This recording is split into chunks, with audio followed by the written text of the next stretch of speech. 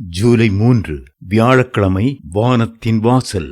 இது தேவனுடைய வீடே அல்லாமல் வேறல்ல, இது வானத்தின் வாசல் என்றான். ஆதியாகமம் 28:17. வானத்தின் வாசலை குறித்து இன்று தியானிப்போம்.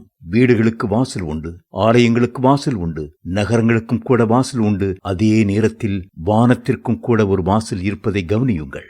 ஆலயம் அறியப்படாதிருந்த ஒரு இடத்தில் ஆண்டவரை சந்தித்த யாக்கோபு வானம் திறந்திருக்கிறதை கண்டார். பூமிக்கும் வானத்துக்கும் ஏணிப்படி வைத்திருக்கிறதை கண்டார். அந்த ஏணியில் தேவதூதர்கள் ஏறிக்கொண்டும் இறங்கிக் கொண்டும் இருந்தார்கள். இந்த ஏணியின் வழியாய் மனிதன் ஒருவனும் பரலோகத்திற்கு ஏறிச் சென்றதை யாக்கோபு காணவில்லை. அந்த ஏணியில் ஏற போதுமான பரிசுத்தம் மனிதனுக்கு இல்லை என்பதே இதன் காரணம். பாவத்தை பார்க்க கூடாத சுத்த கண்ணனாகிய தேவனை நெருங்கி கிட்டிச் சேரும் தைரியமும் மனிதனுக்கு இல்லை. எனவேதான் தேவதூதர்கள் மட்டும் அந்த ஏணியை உபயோகித்தனர்.